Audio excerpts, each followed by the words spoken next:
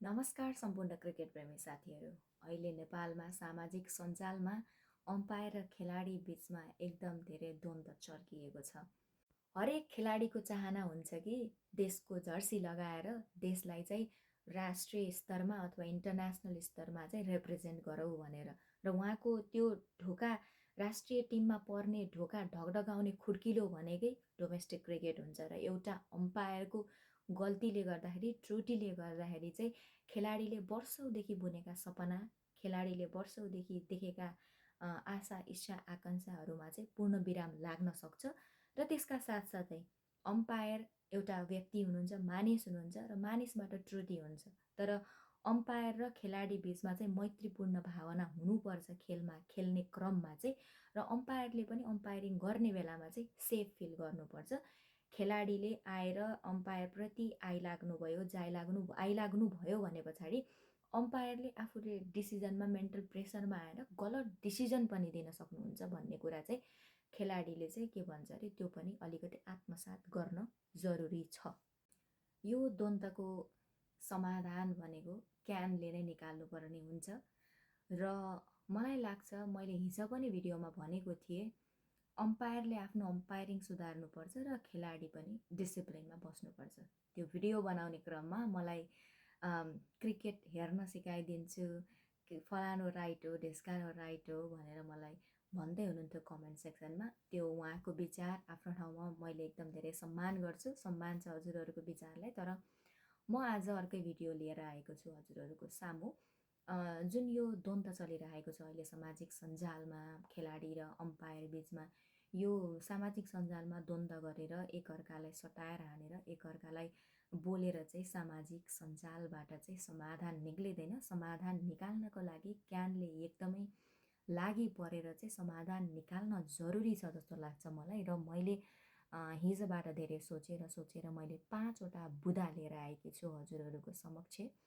यो क्यानसँग पुगोस् नपुगोस्, अब क्यानलाई पनि आफैलाई थाहा पनि होला के गर्नुपर्छ के गर्नु पर्दैन भनेर। तर एउटा खेल प्रेमी र जुन प्रकारको यो द्वन्द्व अहिले सृजना भएको छ अम्पायर र खेलाडी बीच, त्यो हुन हुँदैन।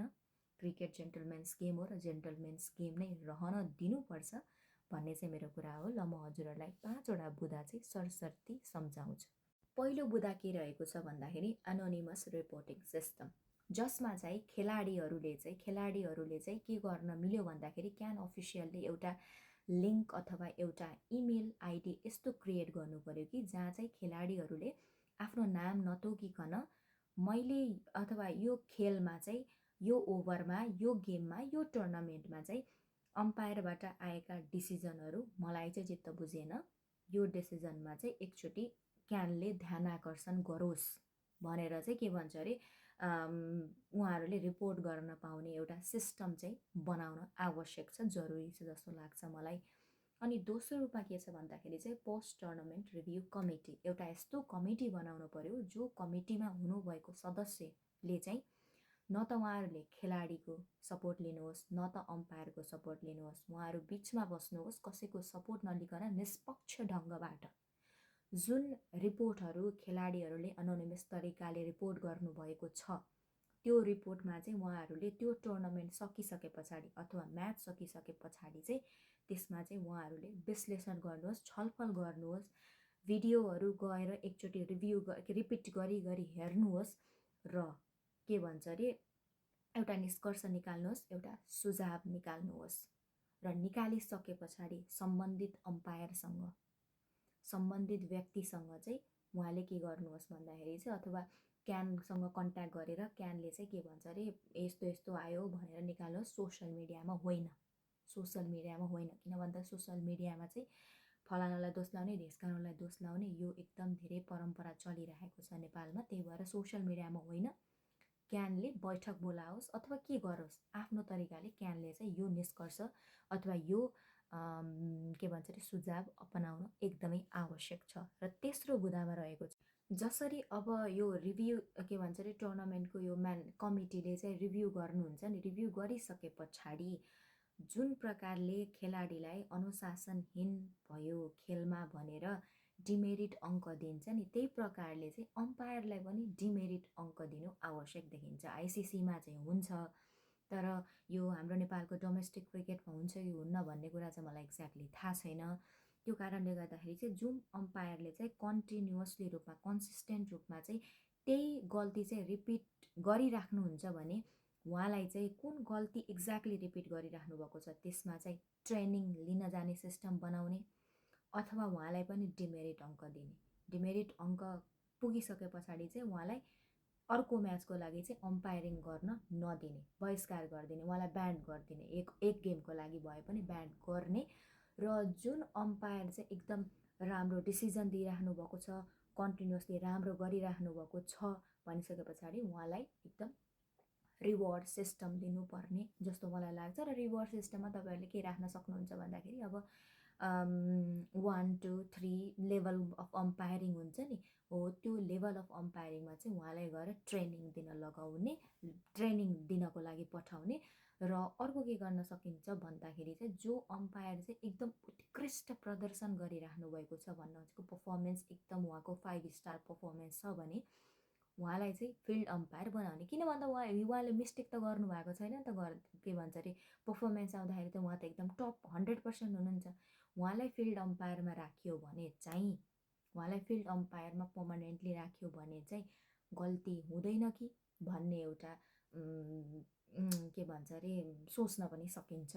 चौथो बुँदा के रहेको छ भन्दाखेरि चाहिँ डिआरएस सिस्टम ल्याउने, जुन नेपालको सबैभन्दा ठुलो फ्रान्चाइज लिग एनपिएलमा त हामीले बजेटको अभावले ल्याउन सकेको छैनौँ भने पछाडि डोमेस्टिक क्रिकेटमा त यो आउने कुरा नै भएन। तर क्यानले चाहिँ के समाधान ल्याउन सक्नुहुन्छ भन्दाखेरि चाहिँ हिजोकै खेलमा हेर्नुहुन्छ भने प्रतीश ऋषिको मध्य प्रदेशसँगको 23 ओभरको बलमा चाहिँ प्रतीश ऋषिले हान्नुभएको बल चाहिँ अम्पायरलाई चाहिँ outside the leg stump pitch भएको छ र उहाँले नट आउट डिसिजन दिनुभएको छ। तर क्यानले चाहिँ एउटा भिडियो रिप्ले सिस्टम ल्याएर चाहिँ के गर्न सक्नुहुन्छ भन्दाखेरि चाहिँ wicket to wicket line graphic बनाएर अनि त्यस पछाडि भिडियो रिप्ले गर्ने बेलामा चाहिँ त्यो लाइन ग्राफिकलाई चाहिँ ओभरले गरेर बल चाहिँ outside the leg stump pitch भएको छ कि छैन, बल चाहिँ आउटसाइड द लेग स्टम्प बलको इम्प्याक्ट छ कि छैन भनेर हेरेर चाहिँ नट आउटको डिसिजन त दिन सकियो।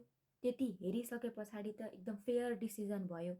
त्यो गर्न सकियो भने पनि एउटा अम्पायर र खेलाडी बिचको त्यो द्वन्द्व जुन चर्किएको छ नि त, त्यसलाई अलिकति साँघुरो बनाउन पो सकिन्छ कि त्यसमा पनि क्यानको ध्यान आकर्षण हुन चाहिँ जरुरी छ। यो चाहिँ ल्याउनु पर्छ, यो चाहिँ एकदम इम्पोर्टेन्ट सिस्टम हो। र अर्को म के भन्छु भन्दाखेरि विभिन्न ठाउँमा चाहिँ क्यामेरा अलि बढी जडान गरियोस् के।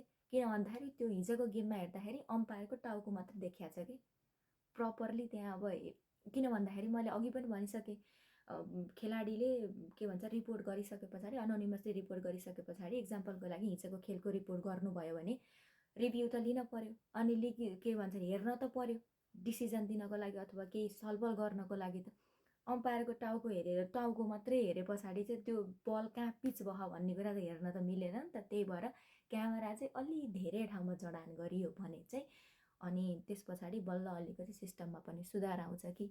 अनि अर्को पाँचौँ र अन्तिम बुँदा के रहेको छ भन्दाखेरि खेलाडीहरू चाहिँ अनुशासनमा बस्नको लागि, खेल खेल्ने बेलामा आफ्नो संयमता नगुमाउनको लागि, सकारात्मक ऊर्जा मैदानमा खेलमा क्रिएट गर्नको लागि चाहिँ खेलाडीहरूलाई चाहिँ ट्रेनिङ के तालिम दिन, आत्मअनुशासनको ट्रेनिङ दिन चाहिँ आवश्यक छ र दिनुपर्ने हुन्छ। र क्यानले महिनामा चाहिँ यो ट्रेनिङ चाहिँ खेलाडीहरूलाई दिइराख्नुहोस्। र खेलाडी मात्रै होइन अम्पायरलाई पनि, अम्पायरले चाहिँ के भन्छ अरे खेलाडीले अपिल गर्नुहुन्छ नि, अपिल गर्दाखेरि चाहिँ प्रेसरमा आएर अनि त्यस पछाडि गएर खेलाडीको हाइप हेरेर, खेलाडीको नाम हेरेर चाहिँ आफ्नो डिसिजन चाहिँ नलिनु होला भन्नको लागि चाहिँ उहाँहरूलाई पनि ट्रेनिङ दिन चाहिँ आवश्यकता देखिन्छ।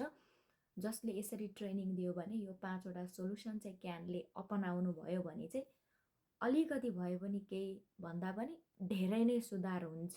यो जुन दुई बिचमा यो चर्किराखेको छ नि, हो यो चाहिँ अलिकति सुधार हुन्छ भन्ने चाहिँ मलाई लाग्छ।